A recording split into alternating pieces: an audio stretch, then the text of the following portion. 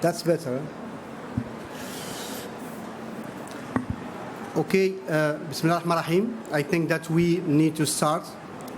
We don't have much time.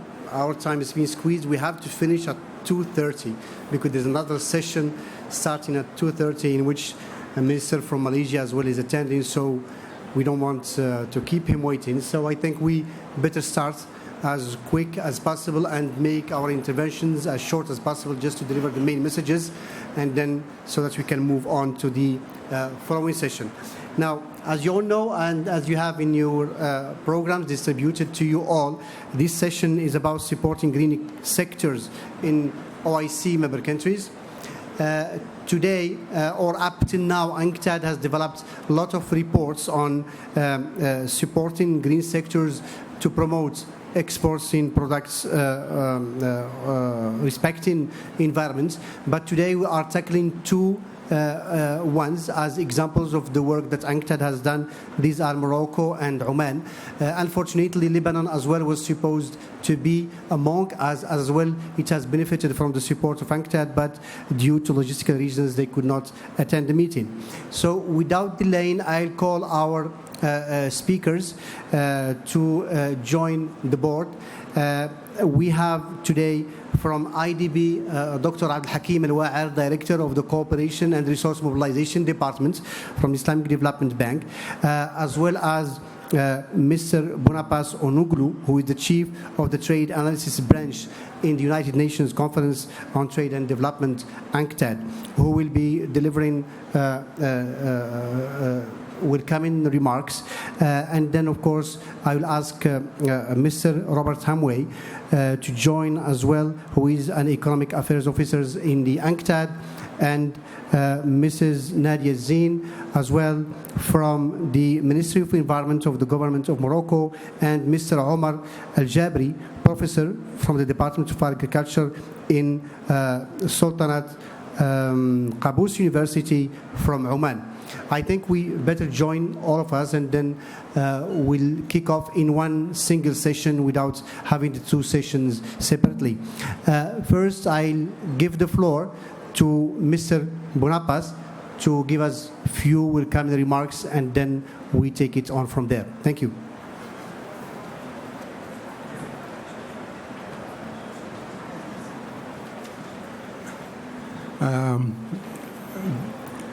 Good afternoon, ladies and gentlemen, and I would like to thank Mustafa for this warm welcome to us as we kick off this event on national green export sectors and the kind of work that we have done in UNCTAD and would like to continue to do in collaboration with our colleagues from the Islamic Development Bank.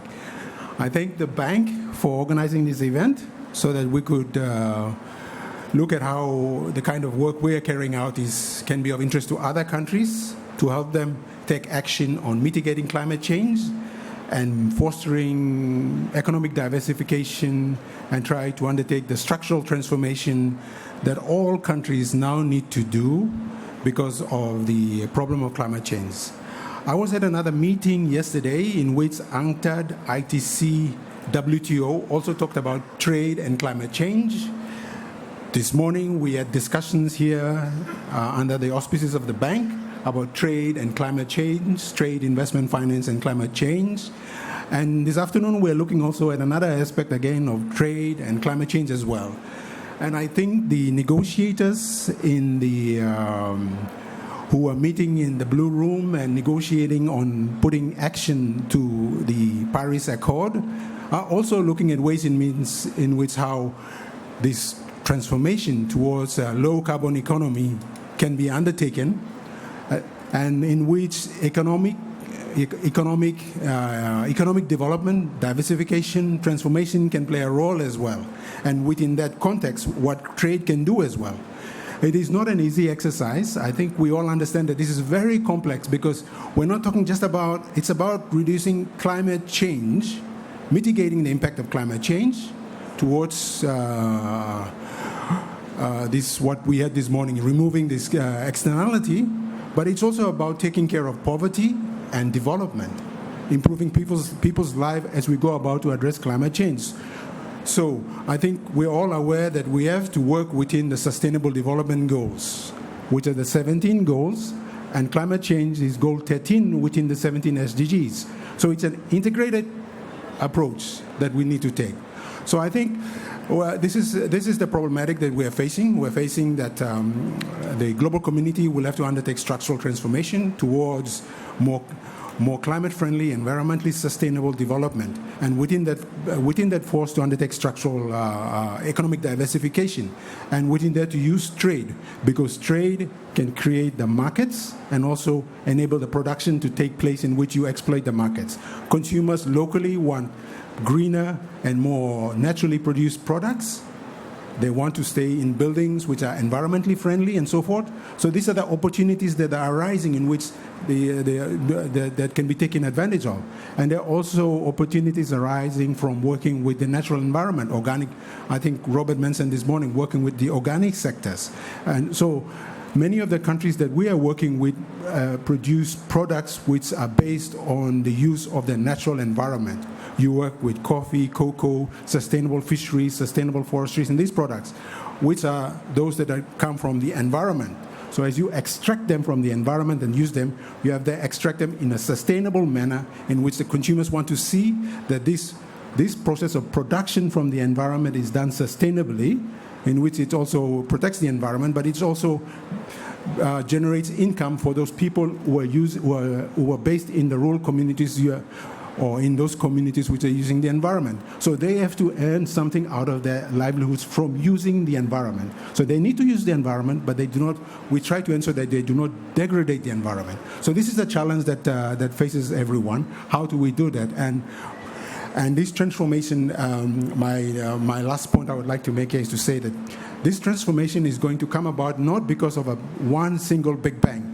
We're not going to have the NCD of the country, nationally determined contribution, that will suddenly transform the country and transform the global society into a climate-friendly environment. It's going to be a grassroots up kind of transformation. You're going to look at every producer, every consumer, what they're doing in terms of their choices and their production. It's going to be sector by sector, economy by economy, and together all this transformation from the bottom up, from people towards business, towards the sector, towards the whole economy, will combine together to bring about this global transformation that is supposed to that is supposed to be moving towards more climate-friendly environment. So we do not think that it's going to be a big bang that will come and then everybody will suddenly transform to become green.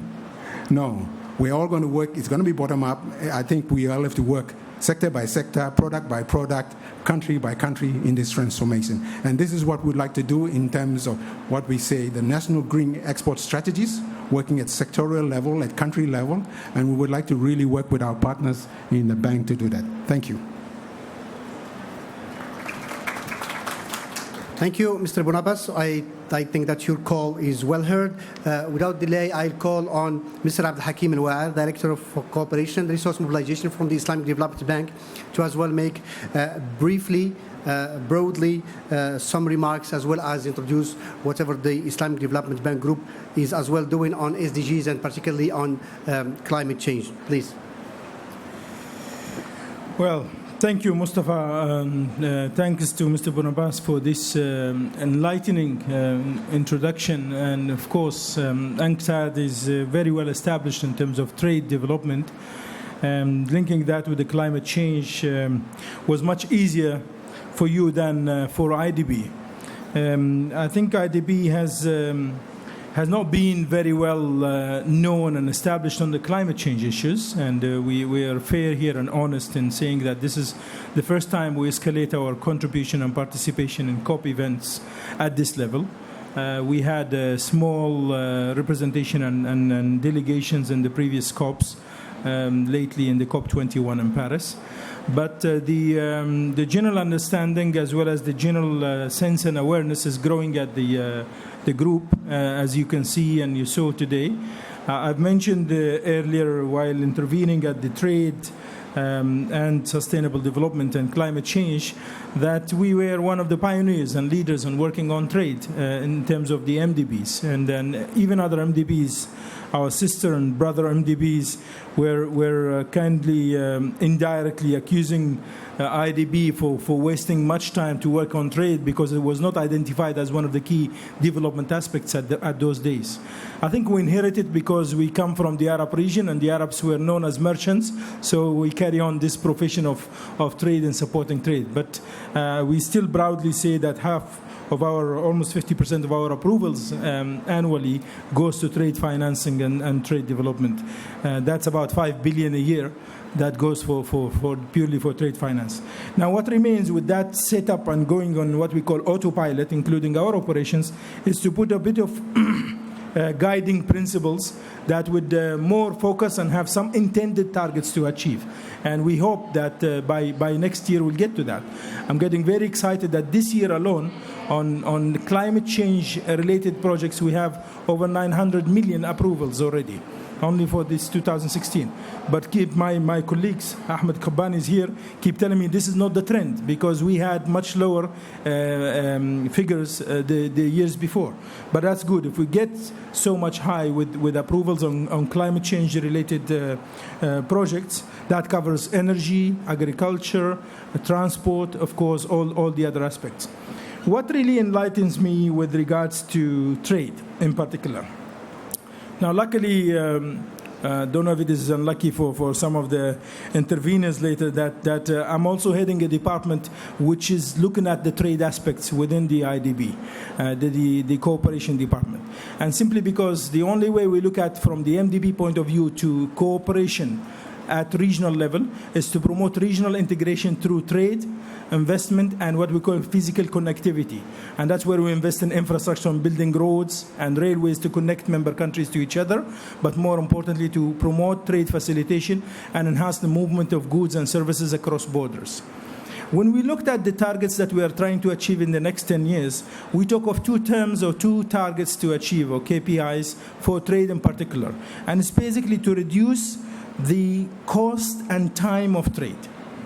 Now, if we translate those key figures into climate change related and carbon emissions, we know that reducing trade time directly reduces carbon emissions that results from transport. And what really concerns me, I don't want to use the word annoy me, but it's really annoying, that most of the trade aspects that we talk about is talking about the mitigation aspect of climate change. It's how to promote and facilitate removing tariffs on more export of high-tech goods that will benefit more developed countries, to export their products in solar systems, renewable energy, windmills, and all these high-techs to, again, developing countries that are already suffering. The major reason why in COP21 and the agreement that came in Paris to redirect the climate fund more for adaptation, simply because the previous expenses went above 80% on only mitigation. And that does not benefit the developing countries. It's basically directly benefiting the emerging economies, and they've only realized 5 major countries that benefit from the whole world of the billions of funds that were made available because it went all for mitigation, very little on adaptation. Now, the moment we start talking about transportation for trade, we talk about how do we achieve the farmers and the small farmers, and how do we allow them to work in a green environment, develop bioproducts, be able to export them sustainably and more benefiting. That is where we start addressing the adaptation aspect, which we're missing a lot of it. Morocco has come up with the AAA initiative. We all heard about it. The adaptation for agriculture for Africa was focused. The AAA initiative is basically aiming to direct most of the climate fund and shift it from the 17% that was already allocated to adaptation to more fund being available for adaptation. And the question here is capacity development, as I think my predecessor has highlighted, the need to support small farmers and small communities to be able to work in a sustainable environment and be able to deliver their goods to the outside world in a more green setup. And this is, I think, the efforts that we can make together. To start with, the UNCTAD initiative about developing national reports on green exports really highlights how much existing today in each country that's being studied, and what is the potential of growing this to the future, and where are the bottlenecks so that we allow more farmers and more of the community to join in. This is all falls under adaptation. We need to do a lot of that one. Now, in IDB, we come to I would conclude on shedding lights on what the Islamic Development Bank. Sometimes some people who look at the MDB's work and they label us on a faith-based institution. We don't deny that. The Islamic Development Bank is based on Sharia-compliant financing, but we're still a development institution. What gathers us together is that our member countries are made of the Organization of Islamic Cooperation Organization, the OIC, and these are all the countries that are not necessarily fully Muslims. Mozambique is a member country, only 10% Muslims in Mozambique. Last year, we spent 70 million on microfinance for agriculture, empowerment of women. That whole 70 million went to a locality in Benin that has no Muslims in it. And the country is a member country, so we look at the whole humanity and aspects of the population covered by our establishment. So, but what guides us, more importantly, is the Islamic faith principles. And what is shocking for those who don't know the financial models, we always compare the Islamic finance to the conventional finance. And if we want to find a more globally accepted term for Islamic finance, it is simply called ethical finance. I did not put this definition. This is top economists. Because Islamic finance says that you cannot put all the risk on the beneficiary who takes the loan. You have to share that risk. And this is what makes us unique from the rest of the financing systems that exist in the world. I'll give you one indication to say what I'm saying holds water or not, that in the 2008 crisis, financial crisis in the world, only Islamic financial institutions that managed to survive that crisis.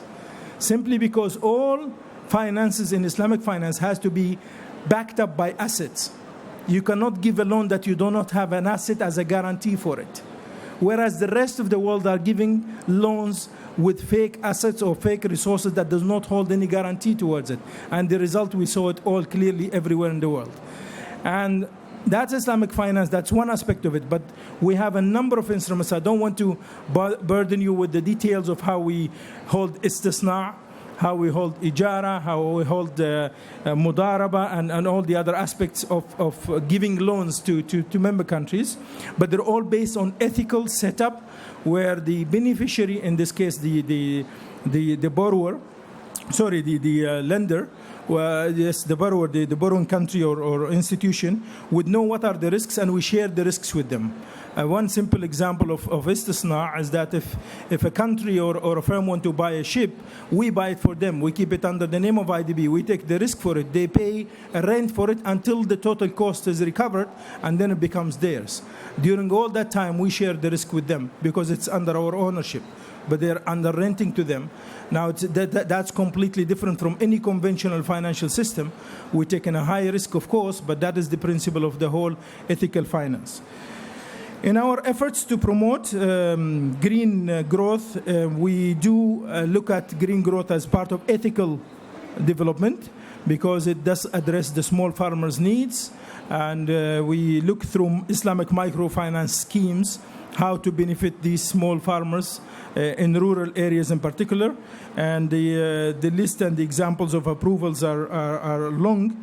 And we also look at the aspects of promoting trade for green development in the ways of how we link regions to each other through corridor enhancements. And we have a number of examples. The Algiers-Lagos corridor is one example, but we have the Old Silk Road in Asia, and a number of the examples where we try to, as much as possible, allow that export going through the region to become greener and greener. Now, we're not talking about the modes of agriculture that our distinguished representative of UNCTAD was talking about, but we're talking more about how do we make the modes of transport for that agriculture products at the end more greener. I think finally I will conclude by one of the things that we look at always in trade. I've mentioned that earlier. We talk about how do we make tradable what we call climate change instruments, mainly focusing tradable what we call environmental goods from developed nations to developing nations. No, we look at transport as one of the major source of emission, one of the major contributor to climate change. And through our investment in infrastructure, and that covers all our infrastructure projects, we see how that can avail best standards of roads and connectivity that would allow transport to be less contributing to climate change, as well as, of course, our contributions to trade facilitation that reduce the time. The moderator keeps showing me his watch. I think he's bought it new, but I have to stop here. Thank you. Thank you, Dr. Abdul Hakim. As my boss, I could not do anything else. But I would call for our next speakers to be as brief and short and focused as possible, to be on the time limits that are imposed to us. So the next speaker will be Mr. Robert Hamway, and I call on Brother Hamway to give us a brief overlook on the report itself and the objectives, and maybe even the countries that have benefited from that up to now. Please, I would call you to make it in 5-7 minutes if it's possible. Thank you. Thank you, Mustafa. And to add to all of the Islamic principles related to finance, we have to remember the Islamic principles related to the environment and sustainable development. And I know that if any of us read the hadith today, we see many examples where the Prophet refers to what we would call today sustainable development. So it is an Islamic principle. It's not just a UN principle. So it's something that we want to look at, all of us. And it's an important UNCTAD objective to help interested countries to seize the new green export opportunities. Okay, markets are becoming greener, not because governments have decided they should, but because consumers are demanding greener, safer products. Industry and governments are consuming more environmental goods. These are the technologies that Abdul Hakim was referring to. But we're interested in looking at that, but we're also interested in looking at other green products, the kind that consumers are buying. And consumers are opting for a lot of these organic and natural products today, whether they be foods, beverages, cosmetics, clothing, medications. There's a wide range of these products in the global markets today. If we look at the growth of some of these markets in the recent years, we see these traditional environmental goods, sure, they're going up. These are the solar panels, these are the wind turbines, these are the valves, the pumps, all of the products that the industrialized countries are now calling green. But we want to add to that some other products like organic food, which the market is growing really dramatically over the past 10 years. We can also look at organic personal care products. So these are soaps, these are creams, these are lotions, these are toothpaste. These are natural products that consumers are demanding more and more. We could look at other examples like sustainable fisheries products, sustainable timber, biotrade products, ecotourism. In all of these cases, we see very rapid growth in the size of the global market. So we want to connect people to these markets. We want to connect producers in rural areas to these markets for a lot of these natural products. The markets are growing at 15 to 20%. Now that's significantly faster than world trade is growing. That's significantly faster than total global exports are growing. So it's an important market. And mostly it's going to benefit smallholders, farmers, fishermen in rural communities. And that's a part of the economy that that we don't often focus on. So this is a very good focus, we think, because a lot of the poverty in many of the Islamic countries is really integrated into some of these poor rural regions. So they do need assistance. So if we look at the timescale, we had the Doha Declaration, we have the Rio +20, we have the 2030 Development Agenda. This is the timeline. And with this, there's been growing interest in sustainable development. The members of the UN created the Sustainable Development Goals. UNCTAD is particularly interested in one of them that's focused on trade. But all of them are somehow related to trade. And so that if we looked at some of the work we do in trade, we see that we actually touch upon a number of these different sustainable development goals, not just trade. And so we have designed a project which tries to find a policy path that goes through all of these SDGs. It's called National Green Export Reviews. Okay, I don't want to say report. There is a report. I have copies of the reports that come from these projects. We have one already done for Morocco, Vanuatu, and Ecuador. But it's not the report that's important, it's the process that's important. So the review is a process. We try to promote green production, we try to find product diversification and added value wherever we can, and we try to identify higher value consumers. So not only product diversification, but market diversification, so that the export market is redesigned so that we're getting a higher value added consumer at the other end of the product chain. Now, NGRs at UNCTAD. This is our response to the Rio +20. It's our response to countries that have come to us and said, what can UNCTAD do to help us get into this green market? And what we do is first of all, we look at the country's trade data, and we don't make any assumptions a priori. We go and we look at the country's trade data, and we say, from this data, can we find out what the green products are that you export? And then which ones of those are you exporting competitively? And if we do that using trade data, we can find, for a hypothetical country called Terra, okay, we can do the product space map, and every one of these little circles, even the dull gray ones, they're all products in the product universe. And the ones that are showing up in color are those products for which the country has a comparative advantage. And we want to focus on those. And so we take a closer look and we see that they're in different sectors. And when we take this closer look, we see that actually some of these products can be considered to be green products. And then we say, okay, we talk to the government, we talk to our national focal point, which is usually the Ministry of Trade or Environment or Agriculture, and we say to them, look, these are the products that we identified. Which ones should we really focus on with the stakeholders? Because we want to bring the stakeholders together to help us identify these promising green goods for export. And we actually, I won't go through the details, I don't have time, but we can actually put, in order of decreasing competitiveness, so on the left you have the most competitive products, and then as you right you go to still highly competitive products, but sequentially less so. And these will be the top products that we want to try to look at. And some of them are green, so here are the green products. The size of the bar is the size of the export. So we can also see not only it has a comparative advantage, but that it has a substantial or an insignificant export value. And so we want to try to focus on something that has a high value and a high value of export and a high value of competitiveness.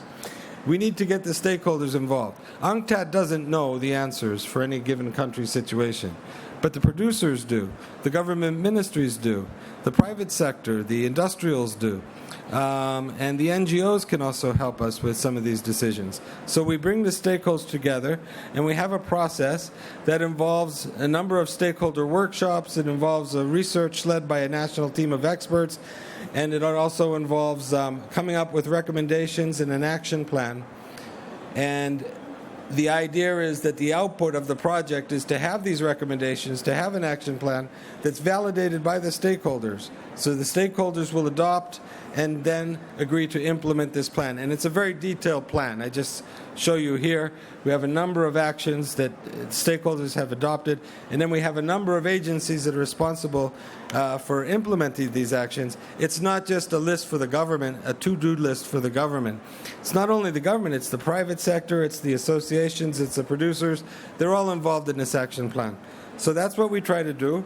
And I'm going now to pass over to our experts who are going to tell us more about these projects. But let me just tell you, first of all, we've done 8 of these projects so far. Okay, in Ecuador, Vanuatu, Morocco, Oman, Ethiopia, Lebanon, Madagascar, and Kazakhstan. Some of these are already finished, and I have reports from some that are now finished, which I can share with you afterwards if you're interested. And also, we have some countries that we're really just starting. And now, I know Abdul Hakim will talk about this later, but the bank is interested to work with UNCTAD so that we can support other countries that are members of the OIC that would be interested to undertake a similar project. And these are the eligible countries, of course. And finally, if you want more information, just go to Google and put the words UNCTAD space NGER, and you will find out our website and all the information about our project. Thank you. Thank you, Robert. Without delay, I call on Madame Nadia Zine, from the Chief Engineer from the Ministry of Environment, just to present to us the experience with Morocco in the report. And s'il vous plaît, ne pas dépasser les 5 minutes. Oui? Essayez, les 5 minutes. Ça va être difficile. Hein? Mais bon. Donc, bonjour. Je vais parler en français. Mon anglais n'est pas vraiment très très bien. Alors, tout d'abord, je remercie infiniment la CNUSET pour tout le soutien technique et financier qu'ils ont accordé à ce projet. Également, la BID qui nous a permis cette opportunité de présenter notre projet. Je m'excuse auprès de notre audience. Monsieur le secrétaire général n'a pas pu participer, étant donné que nous avons un événement en parallèle qui est de très haute importance, c'est l'institutionnalisation du 4C, le Centre de compétences et changements climatiques, qui est une plateforme d'échange en matière de changement climatique au niveau national et bien sûr au niveau du continent africain. Donc, je vais tout d'abord, donc ma présentation, elle est articulée selon... Ah, c'est moi qui... D'accord.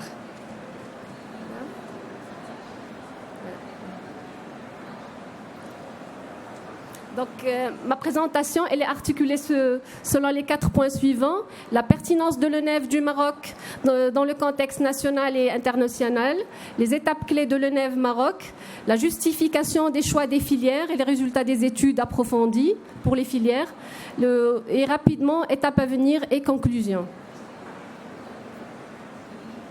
Donc, le ministère délégué chargé de l'environnement dans la vocation et la protection de l'environnement et la promotion du développement durable encourage, incite et supporte toute activité qui s'inscrit dans cette vision et qui concrétise la transition vers une économie verte.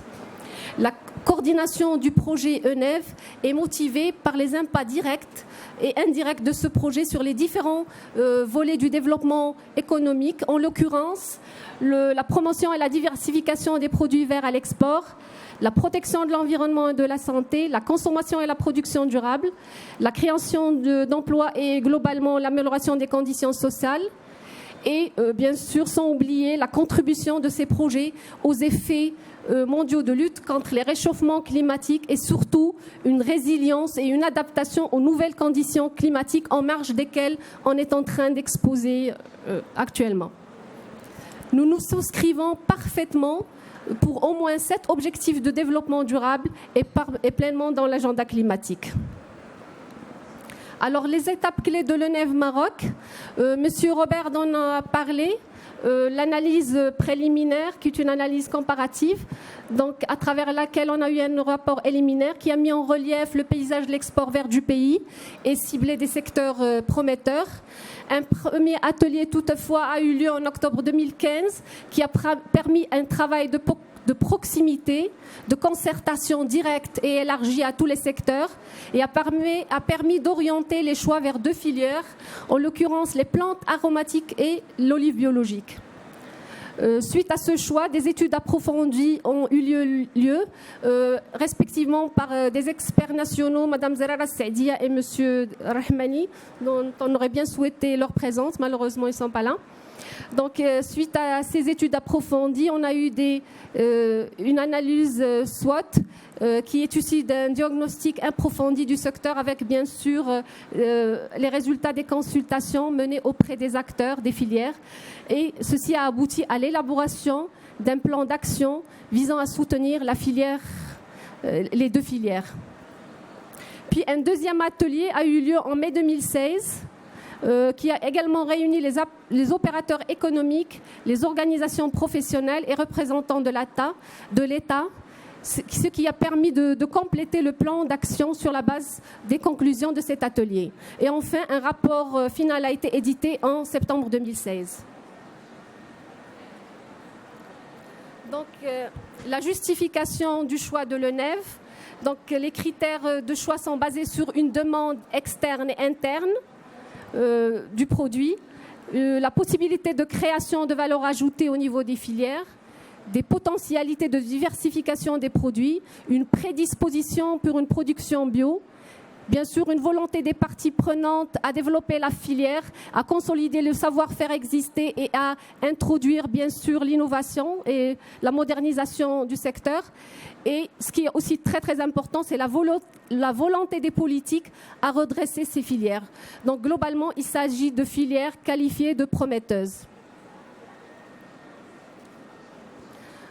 Donc, pour ce qui est des plantes aromatiques et médicinales, donc le choix a été fait sur 2 espèces, le romarin et le thym, qui constituent respectivement 40 et 23% de la totalité des exportations des PAM. Leurs principales formes de valorisation sont les feuilles séchées et les huiles essentielles.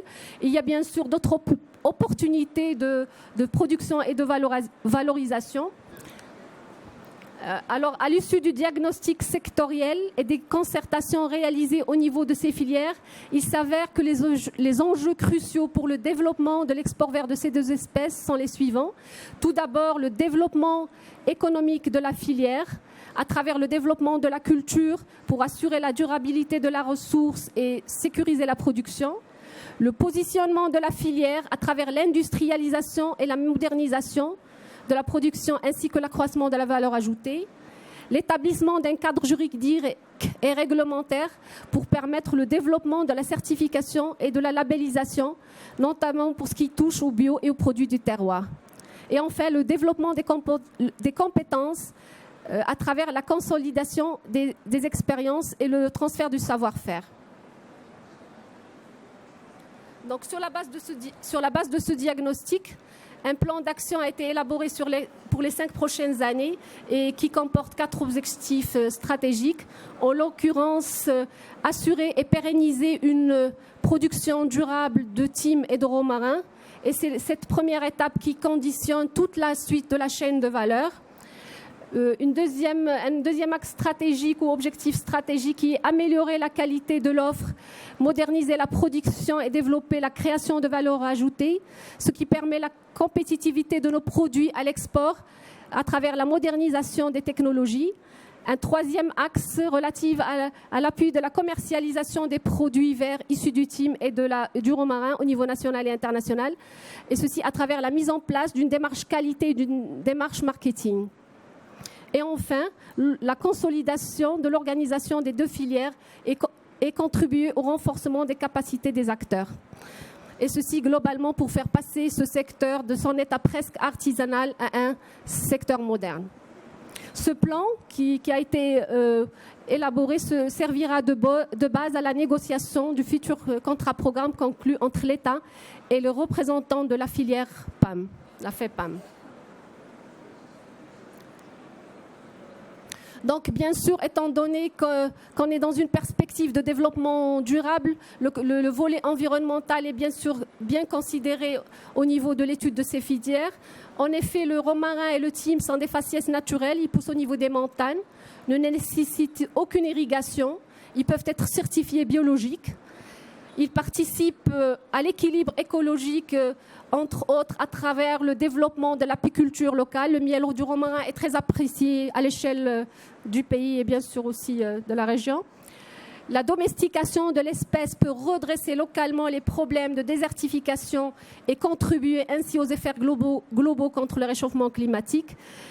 Et enfin, l'utilisation de techniques modernes pourrait réduire de 50 à 60% la consommation d'énergie lors de la distillation, ainsi que les coproduits générés lors de cette phase sont entièrement valorisables. Pour ce qui est du volet social, cette filière participe potentiellement au développement de l'économie sociale. En effet, l'huile essentielle romarin génère 36 000 journées de travail avec un apport annuel de liquidité de plus de 1 million de dirhams et une production de thym séché. Et la production de thym séché génère plus de 10 000 journées de travail et plus de 400 000 dirhams. Pour ce qui est du secteur oléicole vert, donc, les travaux menés dans le cadre de l'ENEV se sont concentrés sur les produits de l'oléiculture de type raisonné, agroécologique ou biologique, de même que sur l'oléiculture labellisée. En effet, l'olive biologique représente à peu près 65% de la superficie totale du pays et les rendements au niveau de l'olive biologique sont beaucoup plus importants qu'au niveau de l'olive conventionnelle.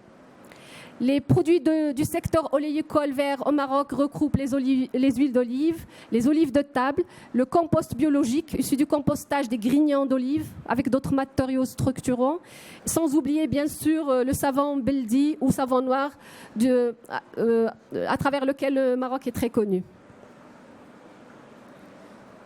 Alors, le diagnostic du secteur oléicole vert a permis de relever un ensemble d'enjeux majeurs relative tout d'abord à la maîtrise de la qualité, la fiabilité et la traçabilité de la production, le renforcement des capacités et du cadre stratégique en matière de valorisation des produits, de marketing et de commercialisation, le développement de la filière bio, la poursuite de la structuration et le renforcement de la coordination du secteur, et enfin, un élément très important, c'est la valorisation des déchets et la gestion de l'impact environnemental lié aux margines.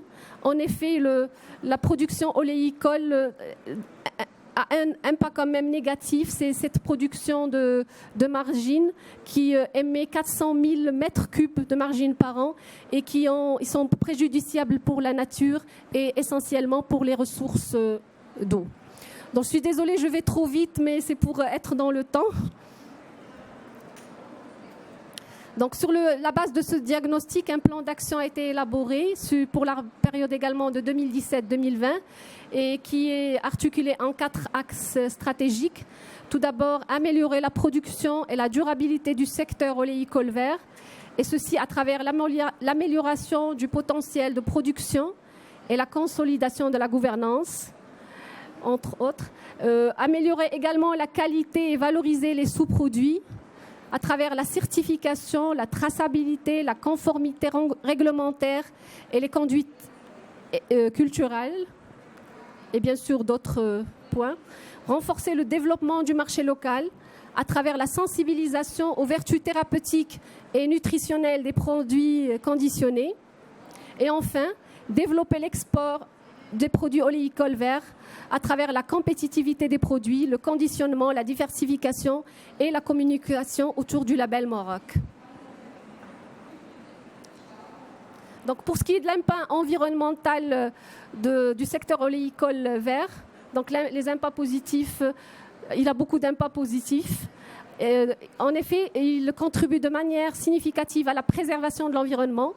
Il fournit un couvert végétal résistant à la sécheresse, contribue à la lutte contre l'érosion des sols et les alimente en matière organique. L'olivier est doté d'une grande résilience au changement climatique. Et selon le Conseil oléicole international, l'effet puits carbone induit par la biomasse de l'olivier est très supérieur aux émissions de gaz à effet de serre générées par la production de l'huile d'olive. Et bien sûr, l'impact négatif, c'est les margines. Et il y a bien sûr une obligation de valorisation des margines. Et beaucoup d'actions sont entreprises dans ce sens. Pour ce qui est du volet social, le secteur oléicole-vert contribue à la création de 200 000 emplois. Il est prévu qu'il contribue à la création de 200 000 emplois entre 2009 et 2020, qui seront répartis selon les différents maillots de la chaîne de valeur. De nouveaux emplois peuvent être également créés grâce à la gestion durable de l'environnement, à travers les cabinets de conseil, le traitement des margines, la valorisation des grignons. Et bien sûr, il répond à 16% des besoins en huile végétale alimentaire du pays et alimente le marché local de 50 à 60 000 tonnes d'olives. Donc, pour terminer ma présentation, le succès de l'ENEV passe par l'appropriation et la mise en œuvre de ces recommandations par les parties prenantes. Un état des lieux de cette appropriation et les actions entreprises dans ce sens seront appréciées et évaluées lors d'une réunion avec les parties prenantes qui aura lieu début 2017. Et enfin, l'ENEV Maroc est un projet pilote pertinent pour le développement de la production bio et la diversification économique des filières considérées, que nous ambitionnons de concrétiser et par la suite d'élargir à d'autres filières. Il s'agit là d'une expérience et une opportunité qui devrait aboutir, qui mérite d'être consolidée, dupliquée et partagée dans le cadre de transfert de savoir-faire au niveau national et dans le cadre de la coopération sud-sud. Et merci. Je vois Madame Zrera Sedia, qui est avec nous, qui est l'experte nationale en matière des plantes aromatiques et médicinales, donc elle pourrait apporter beaucoup d'éclaircissements sur ces volets-là. Merci. Merci. Merci, Madame Zine. Bien évidemment, on souhaite la bienvenue à votre collègue aussi après la dernière présentation. Le champ sera ouvert aux questions-réponses, donc vous pouvez toujours en rajouter si vous voulez. Without delay, I'll call on Mr. Omar Al-Jabri to present to us the experience of Oman, or actually the results of the report and the way forward. As I could not stop the lady trying to be gentleman, I will call you to as well limit your intervention to the most important 5 minutes, and I will stop you after 5 minutes. Okay, I will try my Thank best. you. I don't know what to say in 5 minutes, but anyway, I'll try my best. Actually, as Dr. Robert said earlier, that we've just started the project. So I'm changing my strategy now and just try to give you a brief of what we've been done and what's the way forward for the project. And basically, the idea came that UNCTAD approached us that they are looking to do the Green Report review, and they produced a baseline report where then later on they've decided on some of the potential sectors or products that could be potential products for the UNCTAD report. So I'll just skip these issues here about the NGR, what's meant about it, objectives. Of course, we need to assess the impact of economic and market trends and regulatory, institutional, and trade reforms, and leading national policymakers and other stakeholders to examine a range of important issues. Such issues include national development objectives for the sector, areas of effectiveness and weakness, regulatory and institutional challenges inhibiting sectoral development, innovative approaches to strengthening backward and forward intersectoral linkages within the national economy. So we came up to, of course, these are the objective 3 brought from the baseline report. At the end, we need to reach to national stakeholders defining a national strategy and implement it to support action plans to build productive and export capacity and green products. So we reached to the conclusion that we talk about or include fisheries sector, date palm or date sector, and links that one with the tourism sector in Oman. So that's the basic idea.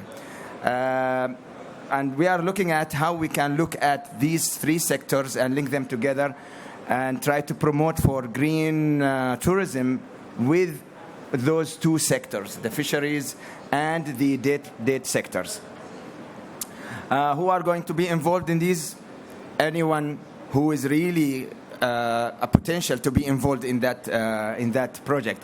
These are government officials, private sectors, academics, local and community representatives, intergovernmental, regional and bilateral development cooperation, organization planners, etc., etc. And basically, we look at these. We will not have many, challenges that are going to be obstacles for our project. But basically, we look at probably looking that each sector would have its own challenges, and we try to reduce these challenges. And data collection is an issue, especially when we talk about developing countries. But we'll try to come up with ways to have best data that we can include in these reports. And also it requires more collaboration. So if we try to overcome these challenges, I believe that it will be a really easy task for us to continue with the project. What has been done so far, we've prepared the outline and we submitted to the UNCTAD. And now we are looking at to preparing the first draft of the report and conduct a workshop soon, early next year, where we gather all stakeholders together and try to come up with action plans, real action plans that links all these sectors together in order to come up with strategies that the government can adopt later on for its green economy. Some of these green tourism products, because we are talking about tourism basically and how we can link those together. And of course, we'll look at deeply in those suggestions later on when we try to finish the final draft.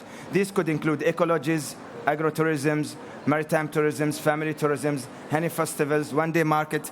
We could have plenty of products, but we need to come up with a few of them which could be really successful in as a strategy for the country. And what we are expecting is that export of green and sustainable products will assess the policy, regulatory, and institutional requirements for supporting the development of dates, fisheries, and tourism, prepare and adopt recommendations and action plan for building productive and export capacity and for dates, fisheries, and tourism sectors. That's all for me today. I think it's less than 5 minutes. Great. Okay, thank you. Thank you, Dr. Omar. You did well. You are the best.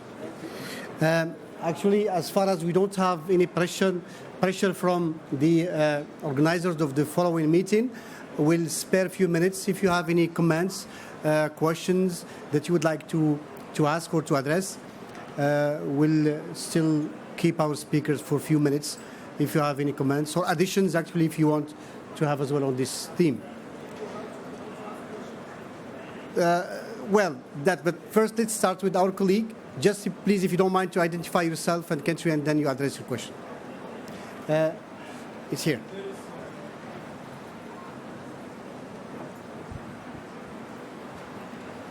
Thank you, Mr. Moderator. My name is Ousmane Fall Sarr from Senegal. I'm the chairman of the National Climate Change Committee in Senegal. It's a committee that has been created by the President of the Republic in order to manage this cross-cutting issue of climate change. We have in our committee all the development sector of the country, of the economy. And first of all, I would like to congratulate the organizers of this event, UNCTAD and the Islamic Development Bank, for giving us the opportunity to share their experience and to express also our interest for their program.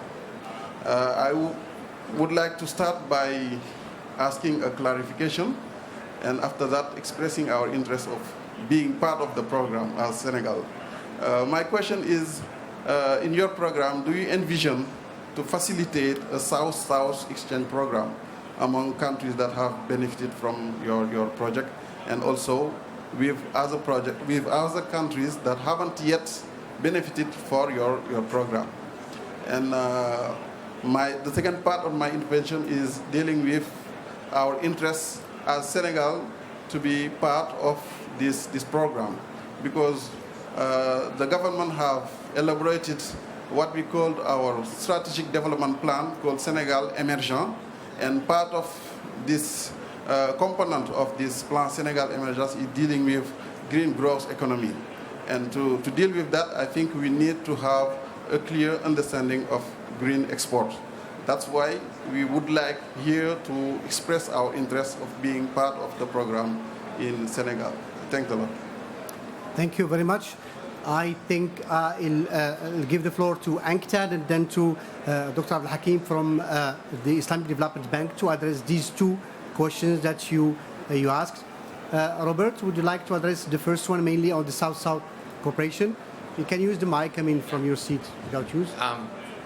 That's an excellent idea. Yeah, that's what you need to do. I thank you very much for that question. One of the things we want to do is when we have a critical mass of countries that have completed an NGER, we're going to bring all the national experts and the national focal points to Geneva and have an international conference in Geneva so that they can exchange experiences and look for possible collaboration. So this will be the South-South collaboration. And we'll also in Geneva have all of the delegations from all the member states of the UN that would be there. It'll be a big conference with about over 100 people, I would imagine. So that's something we'll do later on as things progress. Now, let me come back to this very passionate issue of South-South cooperation. And especially when you come to IDB, historically on financing for development, led by World Bank, and then we have regional banks, African Development Bank, Asian Development Bank, and the Inter-American Development Bank, and a few others. All these banks that you know for development are North-South cooperation banks. They are initially created by the donor communities to help developing countries to grow their development. And that's why you see the board of African Development Bank with seats of the donor community from the North. So Europe, European Union, North America, and Japan, they're all part of it. Islamic Development Bank is the only MDB that's a truly South-South cooperation bank. It's created by only member countries from the South. It's led by them. They run the policy, their board, and it's financed by them. We don't receive other financing except the South money goes within the South. Now, under that South-South cooperation, we triggered a few years ago an initiative called the reverse linkage. And I want to link it up to the second part, and I hope UNCTAD can support us in that. Now, what is reverse linkage? Is a simple model where IDB finances transfer of know-how and experience from one country in the South to another country in the South. So we go to a country where they have well-established experience and project, and then we finance how they can mobilize their expertise to the other country. Senegal, you're from there. We have financed the reverse linkage initiative on flood management between Indonesia, which is another member country of ours, with their large, massive expertise on managing floods from tsunamis, to Senegal, to develop their emergency plan for managing floods. IDB has financed the whole process. Currently, we're financing transfer through reverse linkage of knowledge and know-how from Morocco on electrification using solar energy of rural areas where you don't depend on national grid infrastructure to Mali, and we're moving to Niger and Chad as well. We've also financed some in the medical sector know-how between Turkey and Niger. So we have a lot of this going on. Now, we wanted to merge this with the second one. Senegal has expressed interest in NGER. We would like to partner with, this is not our initiative, it's UNCTAD initiative, to be fair to them. But since it serves our interest of promoting and promotion trade in our member country, a key member country is of our Senegal in the West African region. But it also allows the country to meet some of their adaptation requirements towards climate change. We would like to partner with UNCTAD to allow Senegal, and we will be financing the national development of the national green export report for Senegal through our financing and the expertise of UNCTAD. But one appeal through the system, we wanted to introduce the reverse linkage aspect to allow other member countries such as Oman, and now Dr. Omar, I'm giving you an extra task, where we can put a bit of extra money through our reverse linkage fund to finance the expertise of Oman, who has already done the job, and link them up with Senegal so that we promote that internal rather than institutional hosting of that experience. Of course, UNCTAD with their experience and supervision, they will monitor the process, guide it and supervise it, but it makes a lot of sense to bring in the expertise developed in Oman, possibly Lebanon and the Morocco, and maybe even a mix of key expertise, and link them up through financing of their expeditions and delegations and exchange of national workshops with the Senegalese who are just starting in the process. So that will reduce a lot in terms of exchange of experience. I hope that covers the queries. Thank you. Yes, Thank you, Mustafa. Just to confirm, and I thank Usman for your statement and expression of interest, and I also want to thank our colleagues from the bank that, yes, I think this is a very good initiative. Thank you so much, Director, that we are going to now collaborate together to support Senegal in conducting this National Green Export Review to see the path towards, adapting to the climate change and implementing your NDC as well.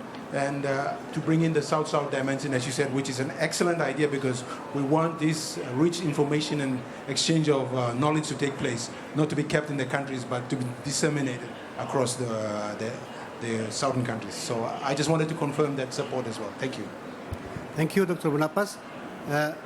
We still have a couple of minutes for any questions or comments, please. Yes.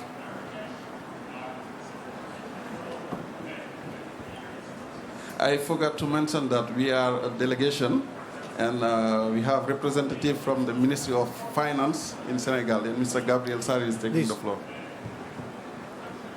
Voilà, merci Président, c'est M. Sarr Gabriel de la Direction de la Planification du ministère de l'Économie, des Finances et du Plan. Bon, là, à travers les présentations, je me suis rendu compte qu'il y a un aspect très intéressant qui a été abordé. Bon, on a parlé de production verte, de commerce vert, d'exportation verte. Bon, là, je voulais réagir par rapport à une préoccupation du Sénégal. Actuellement, bon, c'est une préoccupation qui date de longtemps et qui a toujours été. Bon, c'est une préoccupation des ministres des Finances et des ministres de l'Environnement. Il s'agit de la connaissance, bon, de la valeur des services écosystémiques. Puisque là, à travers les exposés, je me rends compte que vraiment ils sont en avance. Alors que dans la plupart des pays africains, particulièrement du Sénégal, on se rend compte que le secteur de l'environnement joue un rôle important dans l'économie, mais jusqu'à présent, on ne parvient pas à estimer, à valoriser les produits, bon, on les appelle les produits de l'écosystème, bon, les services écosystémiques, donc c'est les produits forestiers et autres. Actuellement, vraiment, c'est un véritable problème au Sénégal. D'ailleurs, le ministère de l'Environnement et du Développement durable a signé actuellement un contrat avec l'Agence nationale de la statistique et de la démographie. Donc c'est l'agence, bon, au Sénégal qui est spécialiste en matière d'élaboration de statistiques. Puisqu'on se rend compte que c'est une activité qui demande beaucoup de moyens, beaucoup d'argent. Bon, actuellement, bon, on aurait vraiment souhaité, si c'est possible, l'intervention de la CNUSED et d'autres partenaires pour nous aider vraiment à valoriser, bon, à connaître et surtout à mettre un coup sur les services de l'écosystème forestier et environnemental. Vraiment, c'est actuellement un besoin très très crucial du Sénégal, puisque bon, ça coûte beaucoup d'argent et on n'a pas assez de moyens. Voilà, merci. C'est pour mener des enquêtes et avoir une valeur de l'environnement, ce qui nous permettra, bon, de parler comme vous, hein, de parler d'exploitation verte, de commerce vert et de production verte. Voilà, merci, c'est ma préoccupation. Merci à vous. On ne peut être plus d'accord, et d'ailleurs, c'est la réponse qu'a donnée M. Bounapas et Dr Abdelhakim, que les deux institutions sont prêtes, du moins en ce qui concerne ce type d'assistance, d'aider le Sénégal ainsi que d'autres pays membres s'ils le souhaitent. Et ceci, j'imagine, c'est un premier pas vers une assistance peut-être plus développée, touchant beaucoup plus de secteurs, touchant beaucoup plus d'activités aussi en ce qui concerne l'économie, commerce particulièrement. Et je crois que les deux institutions sont prêtes à fournir toute assistance possible dans le Sénégal en particulier, mais aussi d'autres pays dont on a besoin. Merci. Oui, madame, allez-y. Une petite précision. Donc, je ne sais pas, est-ce que le monsieur, il parle un petit peu des produits forestiers non ligneux? Et je crois que c'est au niveau du Maroc. Donc, il faut dire qu'on a vraiment des institutions qui ont fait énormément de recherches pour justement connaître un petit peu ses potentialités et voir comment elle les valorise. Donc il y a un grand travail qui est fait au niveau de la recherche et du développement. Et donc c'est ce qui a un petit peu donné vraiment, il y a vraiment énormément de plantes aromatiques qui ont été valorisées parce que la recherche a montré leur importance et leur intérêt. Et merci.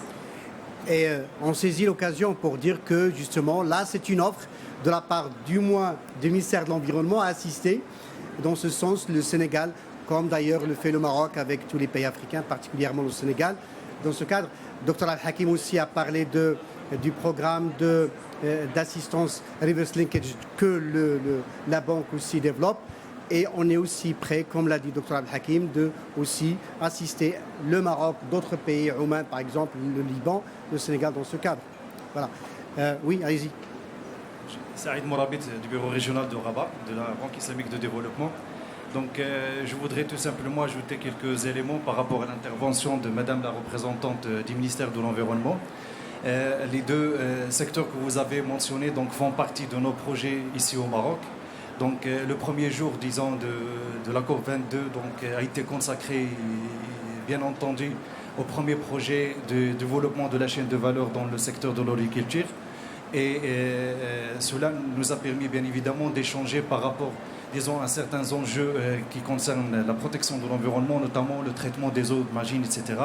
Et fort heureusement, dans le cadre de la PMC, c'est-à-dire disons, le consultant qui accompagne et qui assure la supervision, la coordination entre les différents intervenants dans le cadre de ce projet, il y a quand même un échange par rapport aux approches innovantes qui seront déployées pour pouvoir permettre aux agriculteurs de réduire en quelque sorte l'impact négatif de ces émissions des rejets des unités de trituration. Le deuxième projet, et là je vais interpeller Mme Zrera par rapport, disons, aux plantes médicinales et aromatiques. Nous avons notre projet qui est en cours de préparation dans le cadre de l'initiative LLF. C'est le Fonds de la vie et des conditions de vie. Donc c'est une initiative qui a été lancée par la Banque islamique de développement avec un certain nombre de partenaires et d'associations philanthropiques afin, disons, d'assurer une forte concessionnalité des financements de la Banque islamique de développement. Et dans le cadre de ce programme, la Banque islamique de développement accompagne actuellement la région de Tanger, Tétouan, El-Husima pour la préparation et la mise en place d'un projet de développement rural intégré dont l'objectif est de permettre, disons, une croissance inclusive rurale au niveau de la région. Et parmi les composantes de ce projet, il y a lieu de citer l'amélioration et le renforcement de la productivité agricole et en mettant l'accent sur la diversification. Et parmi les secteurs qui ont été sélectionnés dans le cadre de la préparation du projet, c'est notamment les plantes médicinales et aromatiques. Non seulement ça, il y a plusieurs composantes par rapport à cette activité. Il y a l'encadrement des agriculteurs, il y a l'assistance dans la commercialisation et il y a également une composante microfinance. C'est-à-dire que la région de Tanger, avec ses partenaires, donc envisage de créer une plateforme qui sera dédiée, disons, aux prêts d'honneur qui seront accordés aux coopératifs pour pouvoir, disons, les aider à financer leurs activités, surtout de les permettre de s'organiser dans le cadre des groupements d'intérêt économique pour que cette filiale donc, puisse donc avoir plus d'impact et plus d'efficacité en termes de commercialisation. Ceci étant précisé, la question qui se pose, vous avez fait allusion à un plan d'action qui va être lancé incessamment, qui va couvrir la période 2017-2021. Donc j'aimerais bien savoir, est-ce qu'il y a, disons, des contacts et des concertations avec les différentes parties prenantes, notamment les collectivités territoriales, en l'occurrence les régions, et également les représentants des départements sectoriels, en l'occurrence le ministère de l'Agriculture. Je vous remercie. Merci, M. Saïd. Je ne sais pas, la dernière, c'était une question adressée au ministère de l'Environnement. Allez-y, Madame Zine.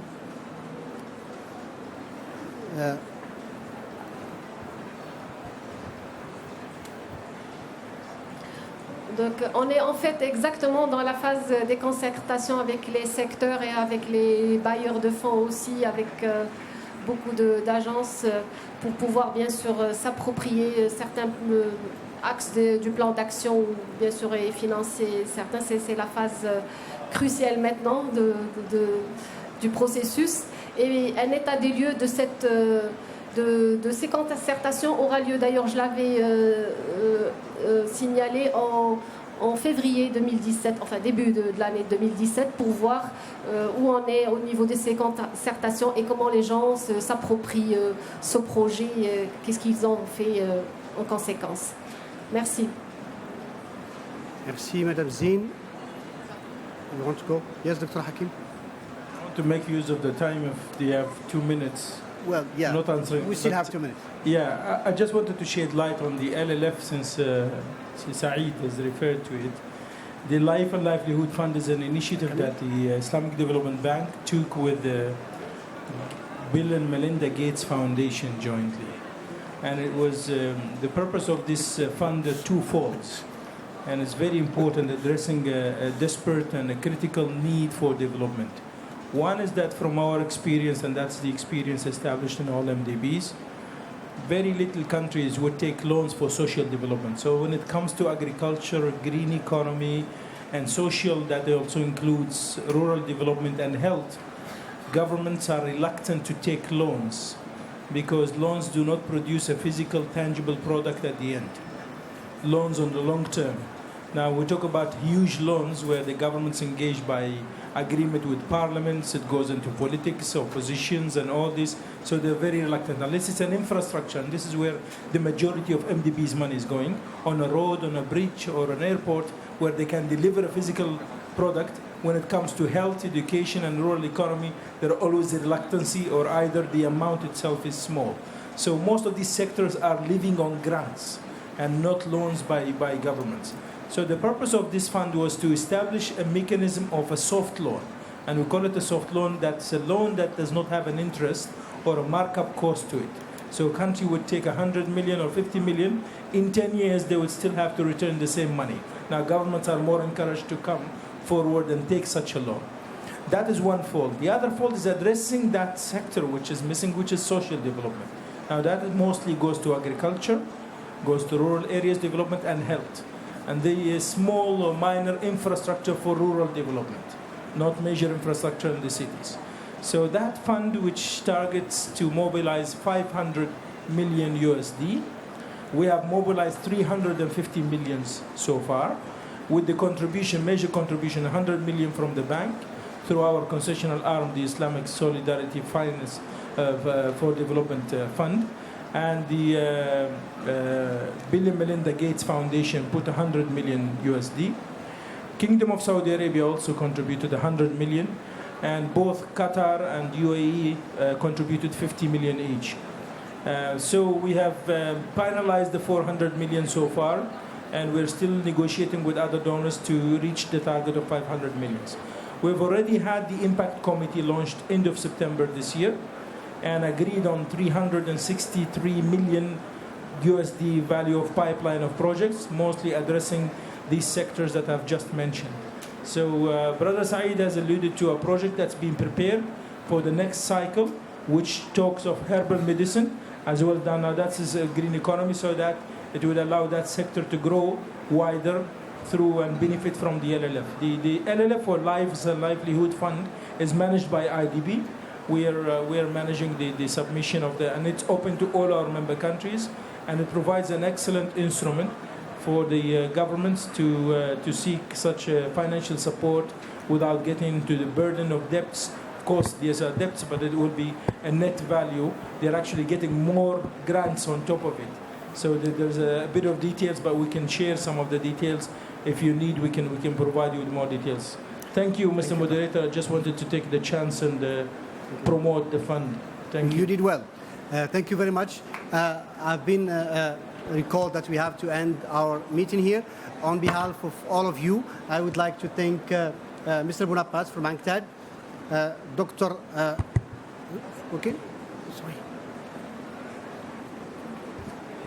I was saying that I would like to thank all our speakers.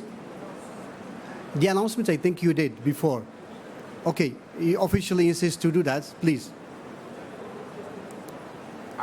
Just to make it clear that we are announcing that we will be financing the Senegal authority to develop the national report on green export, and we inshallah look, this is for of course the upcoming year 2017, and we'll work in partnership with UNCTAD to make that fulfilled. As I said, we will blend it with also a reverse linkage of transferring knowledge and experience from other countries that have done so. And I think you wanted to call for a photo with Senegal later to mark up this launching. Okay, thank you. Well, you'll do that after the meeting. Then I'd just like to thank all of you on the podium, Dr. Bonapas, Dr. Abdel Hakim, Mr. Robert, but mainly Mrs. Nadia Zain, and particularly Mr. Omar Jabri for coming from Oman to share with us the two experiences. As well, I thank you all for your participation and joining us in this meeting. And I hope you enjoy all the other IDB side events in which Dr. Abdel Hakim refrained to talk about the contribution of IDB to all the sectors and all the modes of assistance that IDB group is providing on climate change because of time. But throughout our all side events, these are all IDB actions and programs and projects that the bank is providing for climate change. Thank you very much for coming with us. Thanks a lot.